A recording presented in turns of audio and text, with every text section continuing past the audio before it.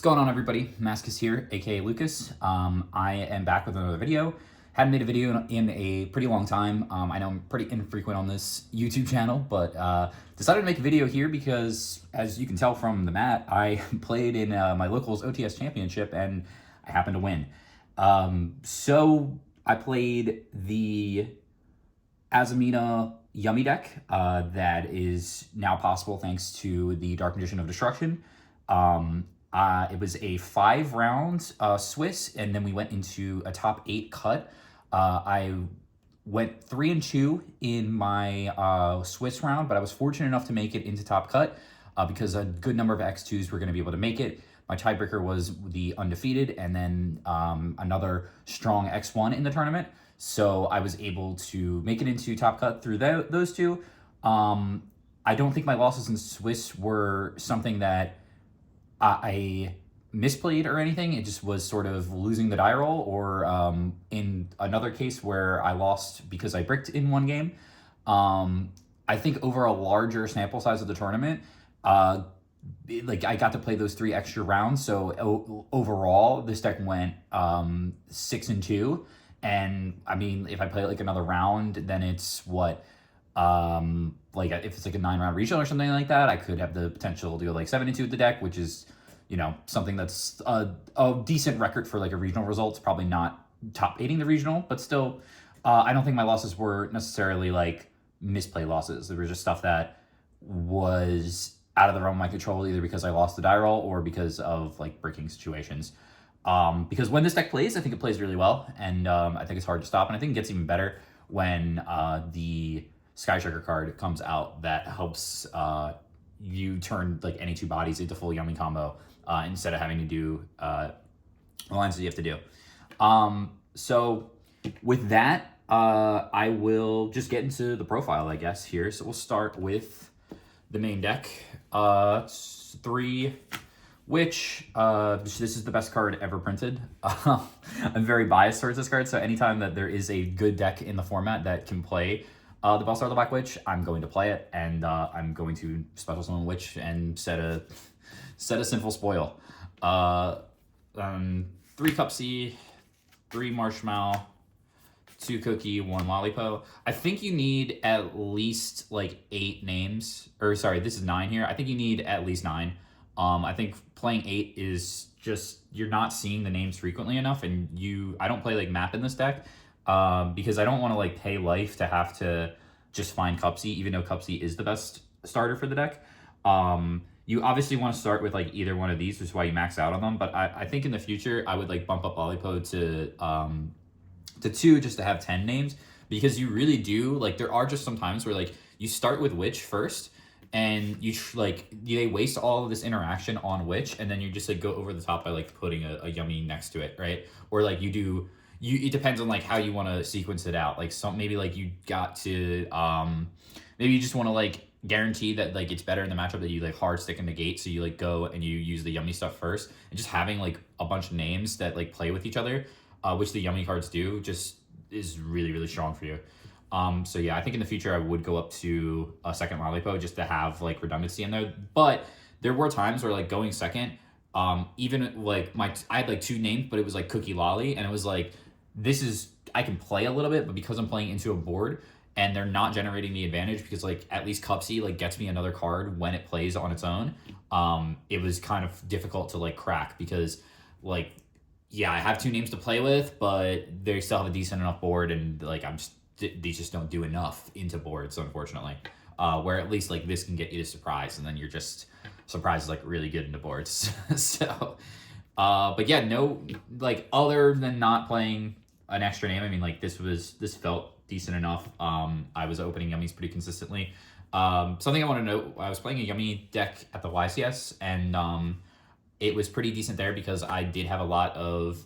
Like I played like the same ratio where I only played like this, like these 9, and didn't play the second Lolly. But I was playing Tri-Brigade Yummy, and that kind of flows better back into Yummy than this deck does, because yes, this can get into Yummy by going into Dmod and then going with Magician Souls, but the problem with that is that you're losing a little bit of power to do that, which is okay in some cases because you'll probably end up with a Silva on the board anyway. However, it doesn't flow as naturally, where you could use like your Tri-Brigade engine to get to Yummy and then vice versa. Like you can still do this, but it requires you to like fully be playing. There doesn't really have like a pivot point, right? Where you can just like all of a sudden pivot. In order to actually get both engines, you like do need to be playing through hand traps. Which this deck is very apt at doing, except for the unfair hand traps like Droll and Lockbird and like the Charmies, and like if you get in a Beard at like a bad point, that's not very good for you. Yeah, I still thought that this was the right line at the end of the day, though. Just because of the power that you're trading off for the lack of like pivoting that you can do. So that's the main engine. Then we have the other two cards here, the Elzet and the Magician Souls. This one lets you, again, with DMod, go into the get into Yummy if you want to opt to do that instead of searching Gaze. And this one helps you get from Yummy into the what's called the DMod package, because this can search Wanted, which then can get which then can turn on both Azamina and DMod at the same time. The number of times that I opened this card was like way more than I wanted to, but I played some cards in the extra deck that make this card like really good. So I wasn't always unhappy to see this, because then I could like summon it out and then make a secret card, and it was pretty good when I did that. So shout out to Lil Zet, she's nice. Let me play 3 Wanted because it's probably the second best card ever made, because it searches out the best card ever made. That's not the best card ever made. Where is she? Yeah, searches out the best card ever made. So you effectively are playing 6 of the best card ever made. So yeah, that's really not negotiable here unless they ever just like limit these cards. Draws you a card. I don't know why it draws you a card. Like this, that's so broken. This card's insane. We have Deception. So I play 1 Deception, 1 Debtors. So if you've seen some other videos, like especially like Shen Ping's video, he goes into why he doesn't like playing Debtors, because it turns this into not a starter, which I agree with. It doesn't be like, this is not a starter if you are playing Debtors over that, right? Where if you do play Hollowed, then you can use Hollowed to get the bat, and then the bat gets you to Wanted, and then you can still set up your whole thing. The problem that I have is that I get Fluid like every game. Like every game I just get Fluid, or like I get Peruliad or something.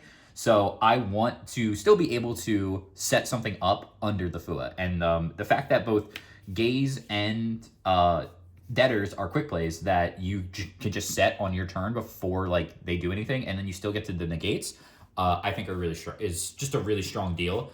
Because you can still do boards where like you might give them like 2 draws off of a Fua, which is fine because you're just going into DMod, and then you're going into like Snatchy plus like the Yummy that you had, and you still just get like your whole board just on their turn. And that's better than not doing anything. So I also abuse the Debtors bring back like a lot. People don't know that this has like a second effect. Like I tell them every time when they ask me what the card does, but like they're not sure about like this having the second effect because they're not used to seeing this card, because they're just so used to seeing the hollow. They like understand that you can do 2 with it. But being able to just like, you know, your Il Sylvia negate, and then you just start your turn and be like, okay, I'm just going to resummon the Il Sylvia with this like right away because it's in the graveyard, is really strong. But also you can resummon this guy because this is an Azamina. So there are situations where like summoning this back is like broken, because you can like, if this is in your graveyard already, you can summon it back, synchro it off, and then now you're just getting back to Wanted. And then if you didn't go through the DMod line, like you have DMod again. So that's like also really strong. Because you can like, if you didn't even get to this, like you could have pitched this off of, if you like bricked, and like you could pitch this off as a brick if like you weren't able to set up Deception or something, or like souls it out of your hand, and then you can revive it from that way. So no really complaints here. Going second, I do side this out, and but I do keep these in because these still let you combo, right? So like you can go and use this and effectively like still play even going second. Because if you did, like I made a mistake and I did side this out one game because of I was like, oh, there's like nothing to like really do if I'm not doing that. And like I just thought it'd be like a bad card going second. And then I got myself into a situation where I was able to summon Demon going second, and I just didn't have a search target because I just sided this out, and I sided this out as well. So I lost some value there, and I was like, what should I do? I guess I should just keep this in to have like more value just in case they do interrupt or like can deal with whatever I put out after Demon. And also if like it still wants me to bridge into Yummy, I can still bridge into Yummy going second. So I kept these cards in, sided these ones out. Excuse me. Next up we have just the Yummy guys. So these are mandatory. This one is not standard. I see a lot of people not playing Assist Yummy. There are people who do play Assist Yummy. It's like kind of like 50-50 actually, I think. But this card is just insane. Being able to bounce back any resource from anywhere on the board, board or in your graveyard is just insane. There are times where like you use it as a disrupt. You can do cheeky things with it, especially with like Magician Souls or with Witch, where if like you have this in your hand, you can go, what's it called? You can go send it for Witch, then use your Witch, banish it to like Foolish something, then bring that back, then use Starham to bring back Marshmallow, and then replace it because it was banished instead, right? So you just get like full value out of opening this card if you have a discard outlet for it. You could also, you know, like send it with Magician Souls and draw a card. You can still just like set it at the end of the day. Like I had a game where like he fooed me. I had it in hand with like an imperm. I set it with plus imperm with like snatching another guy, and like he just like normal summoned a thing, and like, or no, I didn't even get the other guy back because he like I went like minion try to bring back and he impulsed me. This was versus Orcus, and then like his hand seemed weak because he just normal summoned Harpar, and I was like, he probably, you know, if he's just normal summoning Harpar, he doesn't have like Witch or like the Horus engine, right? Like he, if that's the play, there's no way that this is just like he's trying to bait like removal, because why else would like he would just establish a you know a Witch first or a spellcaster to get into Demod and start doing that like before he would ever normal summon Harpar. That seems horrible. So I was like, all right, his hand's probably bad. I'm just gonna flip assist and bounce it, and it worked. I was like, I'm gonna pray that it works. You better just have an extender. It didn't have an extender, so yeah. I mean, this card is this card makes things like that shouldn't be possible, and I think you should really consider playing this card. In any Yummy deck now, I'm always just like, I'm picking out like the Yummy names that I know that I want, and then like these three. Like I'm mandatory playing these three at least. So that is all for the engine of the deck. Non-engine, we have 2 Droll because it's at limited, triple Veiler, triple Ash, triple Bell, double Bell, double Perulia, double Fua, and then triple Imperm. So this is 18 hand traps. I play 18 hand traps in 42. I felt like this was a good enough number. Sometimes the issue is like I think the best ones in your deck are these.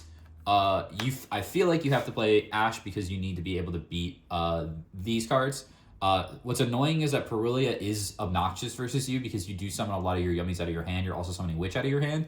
So like there's just a lot of times when your extension just comes from your hand or like your play starter comes from your hand. So I feel like it's necessary to actually like Ash Perulia, and then like they have a Fool on top of it. So you kind of just are like bad either way, but you do have like, because of how you play with the quick play spells, you do have better lines into Fua than you do with Perulia. You just don't get like a huge combo. It does depend on your opening hand though. So like on what you want to Ash, because sometimes they Perulia you and you're just like, I can give them a draw. Like this combo, I can just do this by giving them just like a draw, and like as long as they don't have Fua, like I'll be fine, right?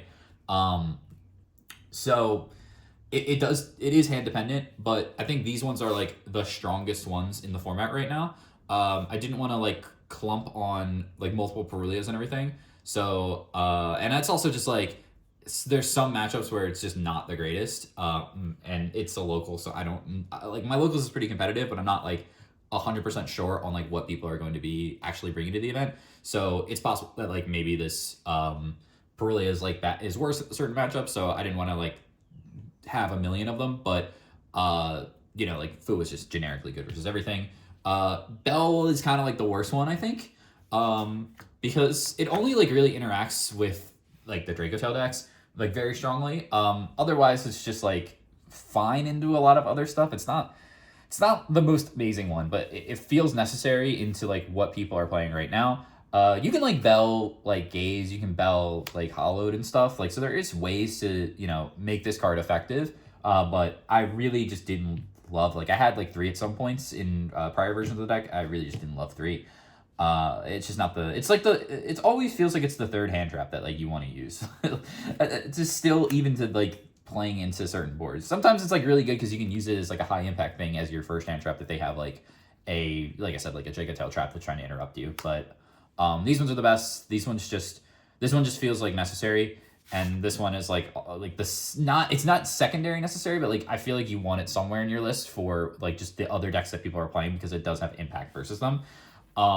These are arguably the worst ones because they trade like pretty poorly into yummy decks, and they also like are not that effective into things like just I guess they're pretty decent into like VS. I think like normally they are because you can just like hit the raisin, and as long as they don't have a bouncer, like, and you just like hit their starter, it's really low odds for them to have a bouncer. Yet I was doing it and like they were still just having a bouncer anyway. So I mean, maybe I'm wrong on this, but I felt like this was still like a fine choice to make.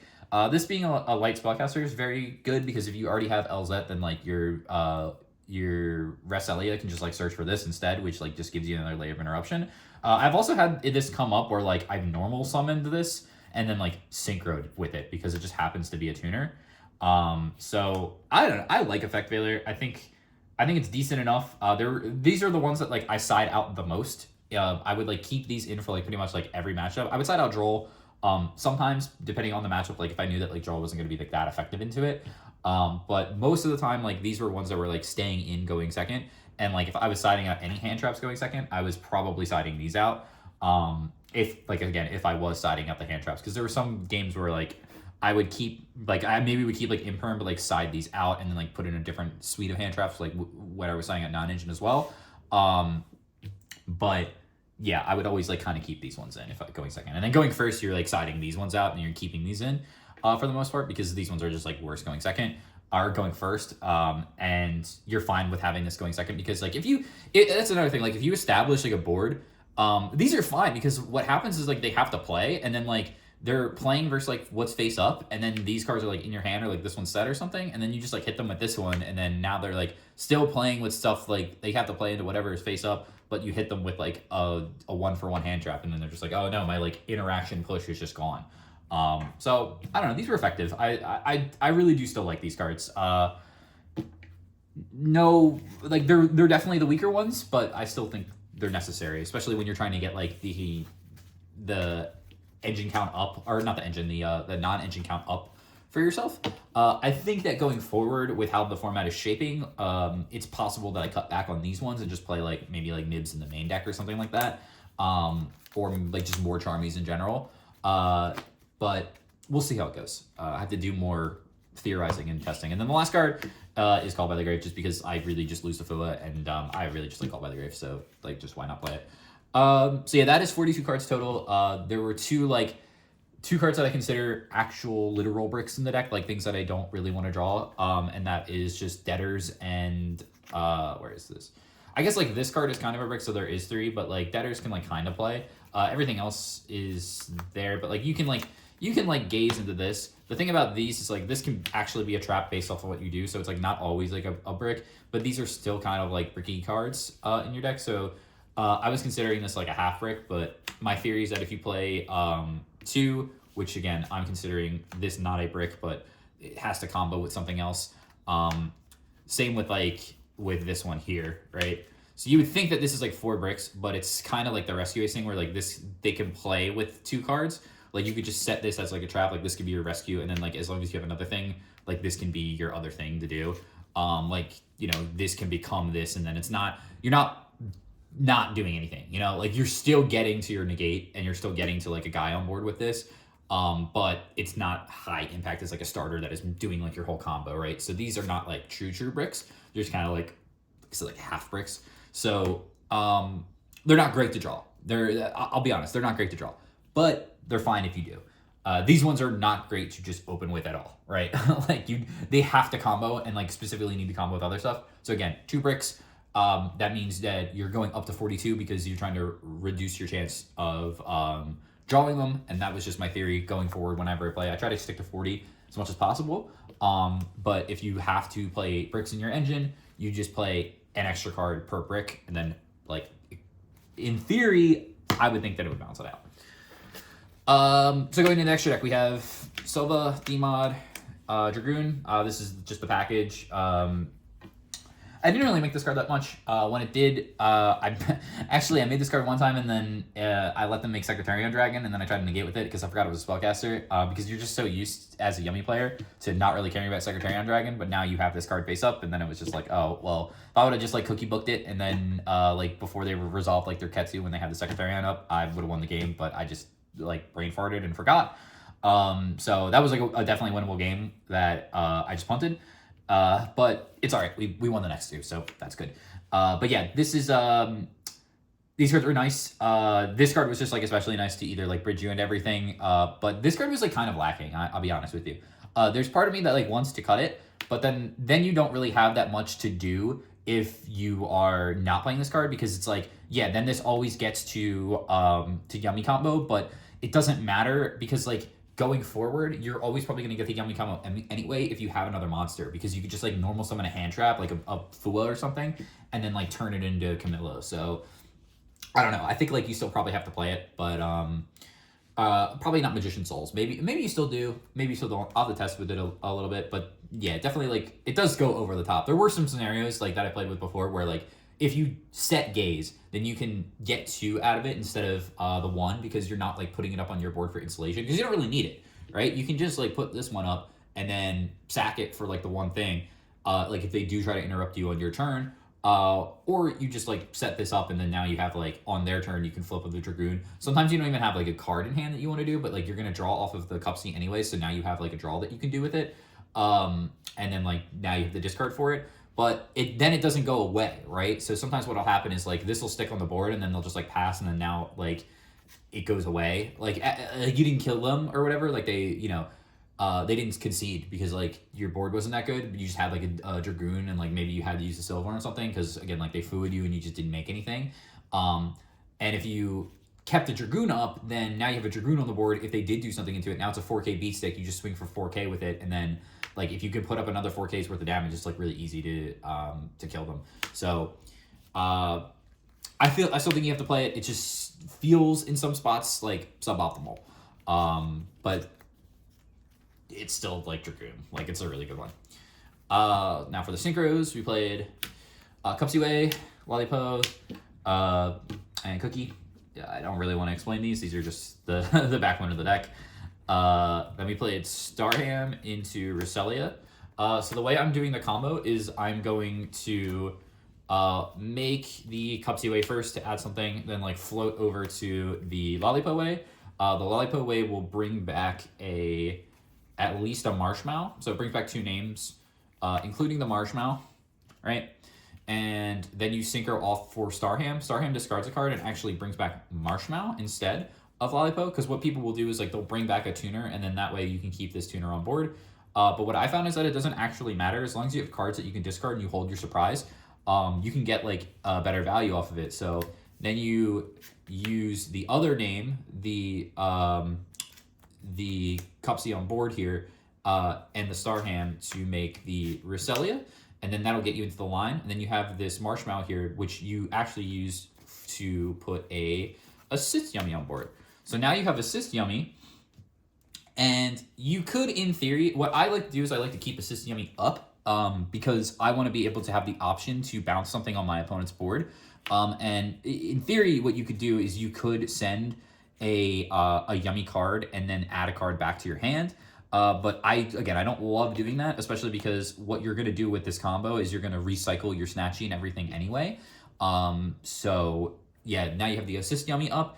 You'll have the LZ, and then the LZ and this can synchro for what people have been doing is that people have been playing Diabell to add back a spell, and then they can use that spell later to like send, or you could use this, for example, You could use any, spell or trap. But they send a spell or trap, and then they summon up Zalen, and then that's another negate on their board.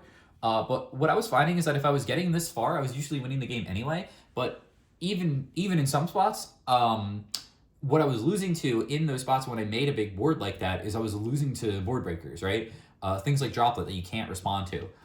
So I decided to play with Omega. The thing about this is that it's really good into board breakers because you can just try to snipe them out of the hand. But it's also really strong when they do hand trap you, because they will try to hand trap you. They will try to use Ash. They will try to use Imperm. And if they do play like 1-for-1 hand traps and you're still able to play through them, well, now they're starting with way less cards on their hand, and they're just never going to be able to crack your board with this. I've gotten to situations where like they've done stuff like that, and then like I make it to Omega, I rip the starter out of their hand because like they have like 2 cards left, and then I just like rip their starter, then they're drawing for turn, and then I already have like a negate up, and then I still have Yummy combo. So now I have Omega up. If they try to nib you, this is great to nib because you can go like, you could just try to like banish and like hopefully you don't hit their nib, and then they're, like, I mean, if you have a negate then whatever, but like it's really good into Radiant Typhoon. There were some like grindy games against Radiant Typhoon where it's like I know they have a Crusade in hand, so they go like activate it, like they're drawing for turn, they have Crusade in hand, and then it's like they activate their quick play spell and you just like chain this, which is I don't know why they didn't do it in the main phase or something, or like they had to like normal summon or something to get to the main phase that way, so then you just like get rid of it. I don't know, this card was really, really strong for me. When it goes off, it just feels like you are probably always going to win if you get to this combo. It also gets like a body off the board on your turn, which is nice because then you have more like spots to play with Yummy. And like keep up Dragoon, because there was something with Diabell that I was having a problem with, where you just like can't bring a bunch of bodies back because you're winning so hard like that you just don't have any room because you like have to put like Zalen like your EMZ, and it just like feels kind of weird. So yeah, I was very happy with playing this card. And then my last synchro in the deck was Chaos Angel. So what's really cool is both of these are 8, right? So if they interact with this card and you don't get the gaze, or you do get the setup and then you're able to use this effect, what is going to happen is that in the next turn sometimes like it's going to get it banished, right? But what you could do is you can use Snatchy on their turn to synchro for Chaos Angel, because Chaos Angel's effect says that you can use a light or dark monster as a tuner. As long as the other 2 are non-tuners, which most of them are, in your deck are not, then you're always going to be able to make like a light dark Chaos Angel. So you can go into spots where you have like Snatchy plus 2 Yummy names, and then this, and then Snatchy can use the effect to make this. You can also do things with Linkuriboh, where you go like have Linkuriboh up, Snatchy in a body. Then you like use Snatchy to use Linkuriboh in the other body for a level 2, and then use Snatchy again for the level 2, and this to make the Chaos Angel. Every time I summon this card, I won. You can do stuff with LZ as well, where if they like interact with this card at all, and you have LZ just hard mode, you can summon LZ and then use one of them as a tuner to summon the Chaos Angel and make your Light Dark Chaos Angel that way. Then LZ gets the search because it was sent to the graveyard for a Synchro summon. So yeah, this Chaos Angel card was like so ridiculous. There was a turn against Radiant Typhoon in top 8 where he used Eldum, and then he normal summons Eldum, and I thought for a little bit because I had Dragoon up and I had an Imperm down. What I wanted to do is, because he normal summoned it, I wanted it to be greeting at the body off the board. So I used Dragoon, and then he changed Sheena, but I had enough material on the board to make Chaos Angel. So I was able to get rid of the Dragoon to make Chaos Angel. The Eldum gets negated. Sheena summons out, but this is unaffected because it was used with Light and Dark. So he like the Sheena comes out, bounce everything. It only just bounced my Snatchy, and then on res, this was able to banish the Sheena. So then he doesn't have anything on board, and then I just like am able to kill him in the next turn because I have so much follow up in this deck. Like this was coming back as well, so I would have just had 2 guys on the board. This also making it with like a dark matters a lot, because you get to protect your little yummies. And the fact that this protects the little yummies is really good, because a lot of things, like a lot of stuff that'll happen is like they will do things, and then you'll put the little yummies up, and then they're your follow-up that are just like on your board. Then they just like have a couple monsters, and they can just like attack over your follow-up guys. So now it's like kind of hard for you to play in your next turn. But if you have Chaos Angel up that's made with Light Dark, like they just can't kill anything. Like they attack it and it's like, okay, cool. Like you might take some damage if you summon like a Snatchy, but like the Snatchy doesn't die, so you're just chilling. Yeah, I was thoroughly impressed with this. I want to try to keep this in the deck if I can, moving forward. But yeah, this card's awesome for me. Shout out to Farouk who suggested it. I was looking for a 15th card, and he was like, why don't you just play Chaos Angel? And I was like, you know, that's pretty shiced. I think I'll do that. Then for the links, the link ones, Almirage, Snatchy, and Gravity Controller.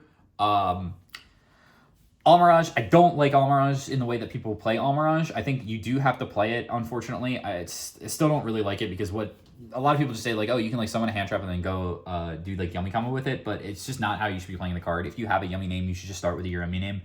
And then just like try to play as best as possible, because it doesn't matter. Like what'll happen is like you'll go Snatchy effect, and like if you have two Yummy names, then like you do it that way, right? But like if you, it just doesn't matter. Like you shouldn't be making Almirage in a lot of spots that you're making Almirage in, because you don't want to trade like a 1-for-1 hand trap. Now you should, if you do have like a Charmy, right, and you want to like try to play around something, you probably could just go like normal summon the Charmy and then go to the Almirage. But what I don't really love about it is that it plays like harder into Charmies, because like if you're normal summoning it, then they do Charmy you.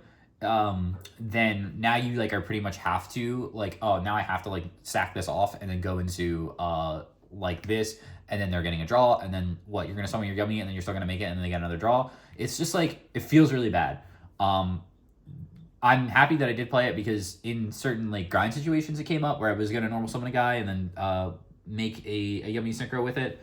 But overall, I'm not a big fan of playing Almirage in like if I don't have to. There are other factors. Like I played it at Richmond, where I was playing Tri Brigade, where you could just like normal summon Kit, and then Kit can turn into this, and then you can still play, right?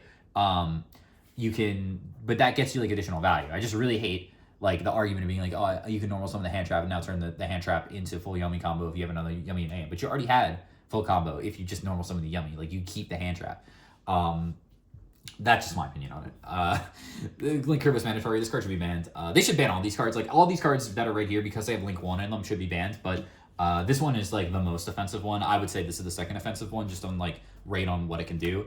Gravity Controller is for Dmod, so that you can put Dmod in the extra monster zone. But you can also do stuff where you put like a Yummy Synchro in the extra monster zone, and then like don't go to Snatchy right away. You can just go like Gravity Controller over it, and then like summon your Yummy out and still play with like your other Yummy name. Or if like you did Snatchy first and then they like went you know, you go like Snatchy, do the thing, and then they go like Ash on Cupsy, and like you don't have to like tag out right away if you're like trying to play around Bell if you have another Yummy name in hand. So yeah, that's great. But yeah, Snatchy you have to play.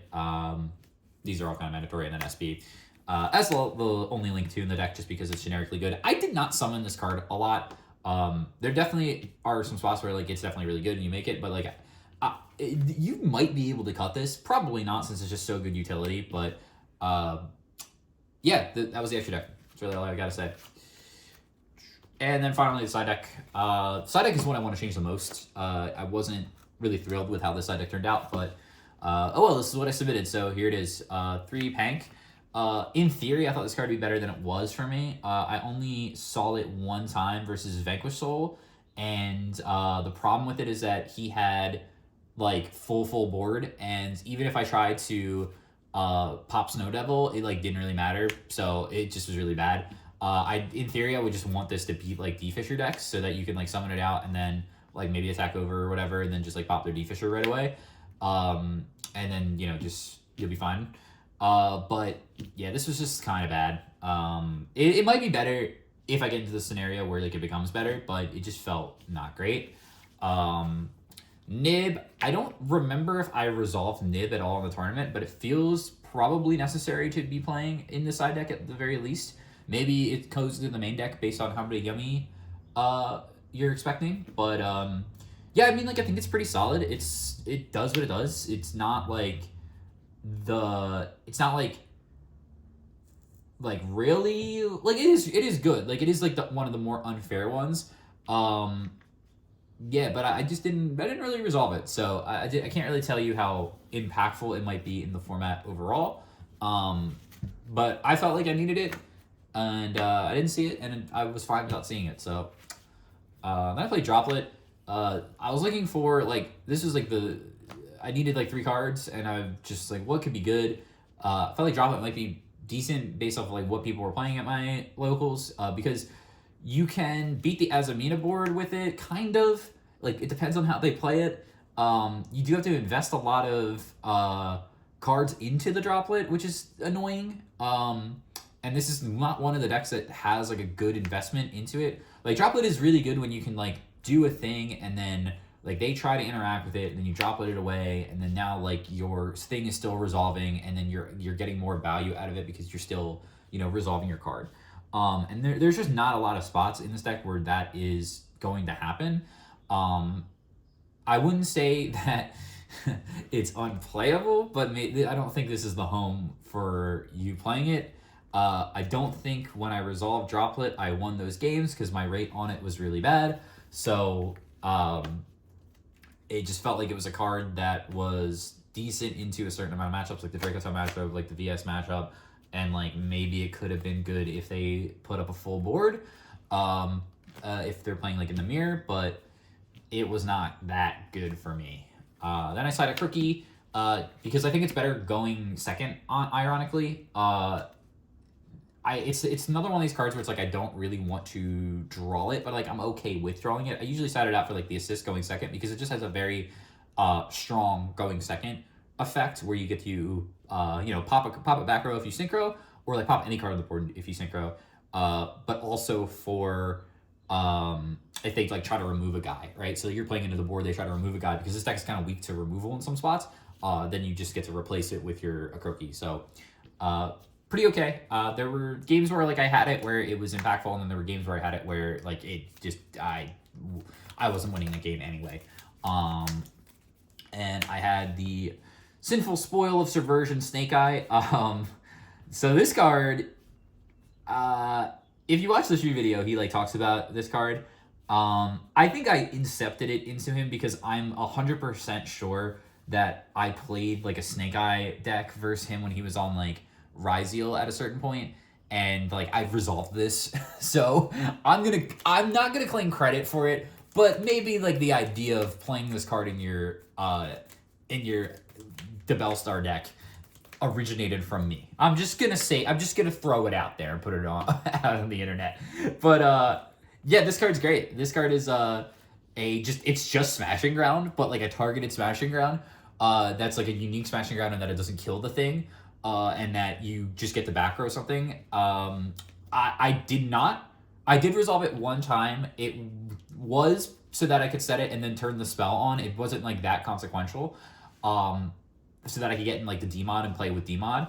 But like this is definitely a better option going second than like the Deception, because what I do is I'm signing out the Deception and the Debtors and everything, because those cards are not very strong going second, where this card is strong going second because it's just a removal spell that your Witch can tutor.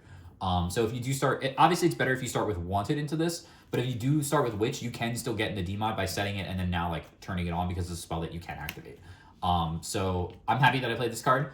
There was a spot where I was trying to beat Sheena, but because his board was like 3 back row, one that I knew was at least an MST, Mandate was up, he had the Link 2 up, and then he had Mystery back row and 2 cards in hand, and I was reading that one of them was Sheena, so I could have used this to push the Sheena back, and then he would have had the Sheena right there, or push the Link 2 back so that he couldn't Sheena, unless he used the Sheena right there to bounce everything, bounce all the spell cards, but he shouldn't be because he has a bunch of back row.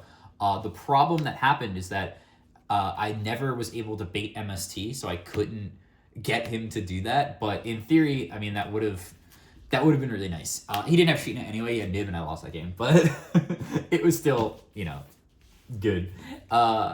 So the Solemn Brigade, 3 Warning, 1 Judgment. Warning was fantastic for me. I didn't see Judgment all day, but I think like it's necessary if you're going to be playing any kind of Solemn. You're at least playing like this and then 2 others.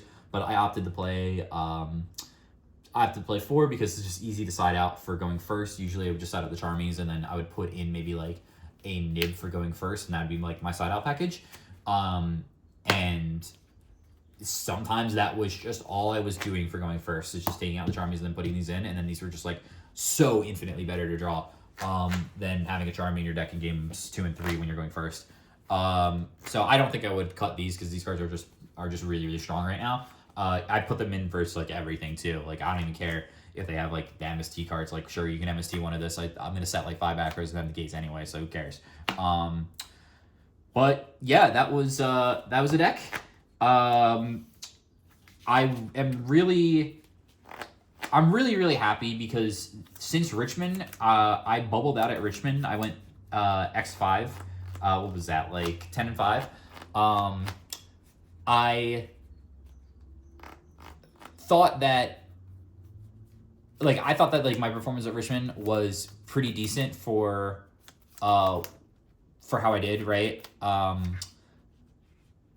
Like I made the day 2, and I didn't day 2 since the changeover for the last YCS that I went to, so I was pretty disappointed in that. But then I made day 2 here, and didn't get a chance to top, but I don't think I would have topped in the last round if I won anyway. I think I would have bubbled out at like 65th or something like that, because I don't think my tiebreakers were very good.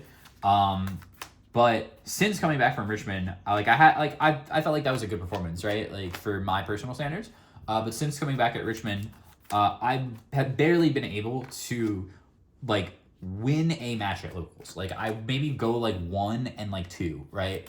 And it feels really demoralizing at some points because you ride like a high of, you know, that like you can perform very well at like a bigger tournament in a YCS, and then when you go back to locals, and like yeah, it's locals, you kind of just want to have fun. But my locals is competitive. Like it is a pretty competitive place. And I want that my performance at locals to reflect like my performance everywhere. So if I'm doing bad at locals and I'm playing like a deck that I think is really strong, and I'm not playing something that like I expect to do bad with, like it's a deck that like I expect to actually maybe maybe I only get 2 wins because it's like, you know, I go 2 to the locals, whatever. Because you know, you can get unlucky. But it just felt like I've been running like really cold, and it's like there have been like faults in my play, and yeah, I just been feeling like I wouldn't say like not confident. I would just say like really like low on myself, because it's like I know that I'm better than my performance and my results. So winning this tournament that I did not expect to win, like I just was like, I'm going to play my favorite card in the game. Like I just have to. And we'll see how it goes. It feels really good. It just feels really good to actually just like finally, after Richmond, just be like, okay, like I do have the ability to play well and do well and have success again. So yeah, shout outs to everybody in the Brandon and Red Discord. Especially just want to particularly shout out Farouk for just suggesting Chaos Angel. Without the Brandon and Red people, I would never have any success in this game. They're just my biggest supporters, and I'm fans of all of them, and they're just the best. Shout out to Garden of Earthly Delights, my OTS that we got to play this at. I believe this was their first ever OTS championships. I could be wrong on that, but it's their first OTS championships in a very long time at the very least. And yeah, it was a great event. Tons of fun. All the homies came out and played, and it was awesome. So shout out to Garden of Earthly Delights, just the best store.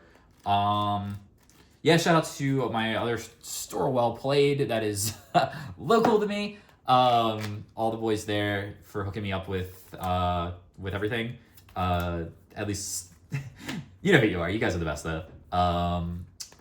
And shout out to you for watching this video and sitting through it. Hopefully you have some insight on this. This deck is definitely going to change with the new deck coming out next week.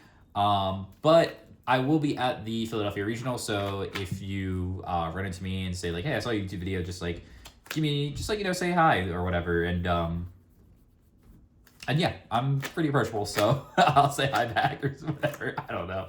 I'm just rambling at this point, so anyway, later.